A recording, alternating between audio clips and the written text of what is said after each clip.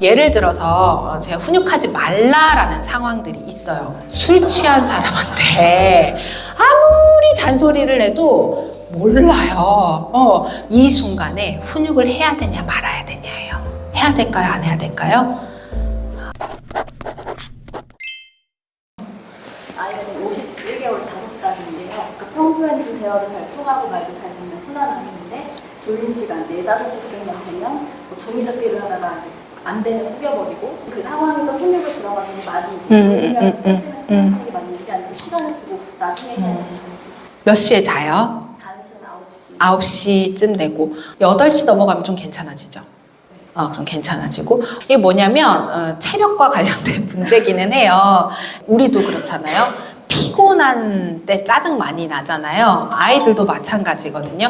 어린이집에서는 낮잠을 자는데 유치원에서는 낮잠을 안 자기도 하고 어린이집을 다니더라도 유아반 가면 낮잠 안 자는 경우도 많고요. 그렇지만 이 아이들이 그렇다고 그 체력이 잘 모두가 따라간다 그건 아니에요. 그러다 보니 어쨌든 체력을 길러주는 거가 일단 포인트기는 해요. 아이가 점차 가면서 체력이 길러지면 그 시간에 짜증내진 않을 거거든요. 근데 엄마가 지금 고민은 뭐냐면 이건 다 알고 계실 건데 이 순간에 훈육을 해야 되냐 말아야 되냐예요. 해야 될까요? 안 해야 될까요? 하나하나 꼬집어 훈육하실 필요는 없어요. 피곤해서 그런 거야? 피곤할 때는 이렇게 해야 되는 거야. 너가 짜증내고 울고 그러면 다른 사람 모두가 기분이 좋아지지 않잖아. 불편하잖아. 피곤할 때는 잠시 누워있던지 피곤할 때는 잘 안 되는 거 엄마한테 도와달라 그러는 거야. 요거는 알려주실 수 있는데요. 예를 들어서 제가 훈육하지 말라라는 상황들이 있어요. 언제냐면 컨디션이 좋지 않은 날. 그리고 배가 고파서 짜증날 때. 소용없어요. 그리고 수면할 때 자기 전에 잠투정, 자고 일어나서 잠투정 하는 친구들이 있어요. 이거는 어쩔 수가 없는 거예요. 타고나기를 수면 전후에 좀 예민한 사람들이 있거든요. 어른들도 마찬가지예요. 근데 굳이 이럴 때 건드려서 훈육을 하시는 분들이 있어요. 그러지 마세요. 이 세 가지 영역은요, 이 세 가지 시기는 술 취한 사람한테 아무리 잔소리를 해도 몰라요. 그렇거든요. 그러니까 마찬가지예요. 아이가 잠투정에 막 안 되는데 거기다 대놓고 이건 옳은 거야, 안 되는 거야. 훈육을 하는 건 그다지 효과도 소용도 없거든요. 그래서 어떻게 해야 되냐면 이 시간 되면 얘가 피곤할 거라는 걸 알잖아요. 그것만 조금 배려해 주시면 돼요. 지금 이제 피곤할 시간이 조금 됐지? 뭐 애착 인형이라든지 좋아하는 베개라든지 있으면 피곤하면 짜증내지 말고 여기다 엄마 베개 둘 테니까 누웠다 일어났다 놀아 라고 한다든지 자고 일어났을 때 자기 전에 짜증 많은 친구들은요 안 건드려야 돼요. 30분 동안 울고불고 하더라도 마음 진정되면 엄마 올게 아니면 너가 마음 진정되면 와 안 건드려야 돼요. 그 시간에 굳이 훈육할 필요는 없어요. 아시겠죠? 대신 이제 점차 연령이 높아지면서 한 51개월 되면 뭘 가르쳐야 되냐면 그렇게 너가 짜증나고 피곤하고 한 건 이해해. 그렇지만 다른 사람한테 피해 주는 건 안 되는 거야. 혼자 시간 가지는 건 엄마 괜찮은 것 같아. 요거는 알려주셔야 돼요. 그래서 아이가 만약에 2돌, 3돌쯤 돼서 아직 조절이 부족한데 이제 요렇게 좀 한다. 요때는 수용해 줄 수 있어야 돼요. 못하겠는데요.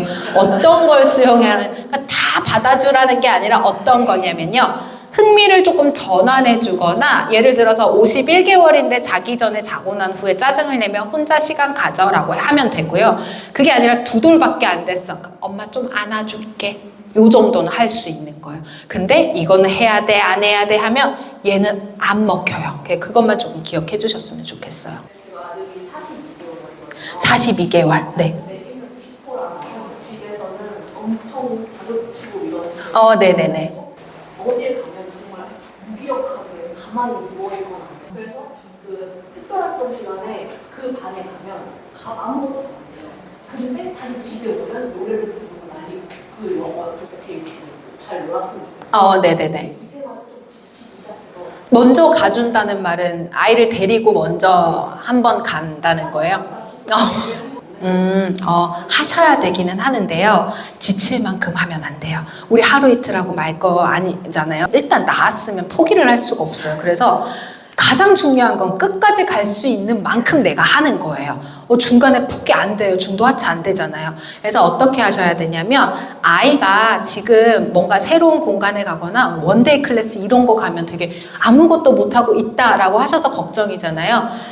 하러 가는 날 전날 사전답사처럼 가지 마시고 평소에 그런 경험들을 조금 다양하게 시켜주는 게 필요해요. 그 정도는 할 수 있을 거거든요. 그러니까 뭐 엄마 아빠랑 어차피 뭔가 나들이를 가야 된다, 놀아야 된다 하는 시기에 집에서만 즐겁게 논다고 해서 얘를 안 데리고 가지 마시고 엄마 아빠가 같이 많은 경험들을 하면서 이제 얘가 어느 정도 크잖아요. 그러면 요런 것들 자체가 조금 익숙해져요. 그리고 감각이 굉장히 예민하고 요런 민감한 친구들도요, 연령이 높아지면서 조금씩 무뎌져요. 그래서 요게 좀 나아지거든요. 근데 경험 자체가 없는 친구들은 좋아지지 않아요. 그렇기 때문에 지금 하는 것만큼 너무 열정을 쏟는 것보다는 평소에 일상 경험을 조금 많이 시켜주셔서 이 아이가 다양한 공간에서 다양한 사람들과 경험을 했다. 요게 축적되거든요. 그런 식으로 육아를 조금 해주시면은 엄마도 아이도 굉장히 도움이 될 거예요. 이 정도는 할 수 있으시겠죠? 네. 봐봐, 엄마가 나 지금 너무 지치거든요 라고 말하잖아요. 지금 당장 얘가 적극적으로 하지 않아도 아이는 다 보고 있어요. 무조건 그 시간에 막 즐겨야만 즐거운 건 아니에요. 그때는 내가 좀 부끄러워서 소극적이었지만 눈으로 관찰하고 경험하고 집에 와서 신나게 풀고 있잖아요. 그거면 된 거예요, 그 아이는. 위험회피 기질의 아이가 어떤 특징이 있냐면 연령이 어릴수록 더 그래요. 주마다 활동이 바뀌어요. 기관에서는. 익숙한 공간이잖아요. 교실은. 근데 얘가 월요일에 가면 되게 소극적이에요. 위험회피 기질의 아이들은.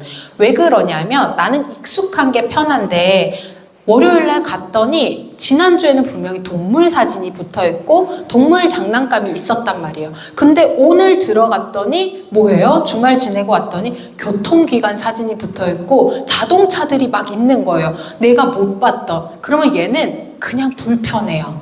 월, 화, 수 되게 소극적이에요. 그리고 뭘 하냐면 이렇게 먼발치 조금 떨어져 있어요. 그러면 엄마들이요, 알림장에 키즈노트 올라오잖아요. 아이들 사진이 되게 기분 좋게 잘 노는 모습이 찍혀있으면 마음이 편해요. 근데 조금 단체 샷이 찍혔는데 그럼 우리 뭐 해요? 우리 아이 찾아야죠. 단체 샷 찍히면. 찾았는데 요 그룹 안에서 잘 놀고 있으면 괜찮은데 우리 아이는 여기 좀 떨어져 있어. 마음이 좀 걱정이 된단 말이에요. 근데 그럴 때 저는 더 확대해서 얘 눈이 어디가 있는지를 보라고 말씀드려요. 확대했는데 월요일, 화요일 좀 낯선 장난감, 새로운 놀이이기 때문에 눈으로 탐색을 하는 거예요.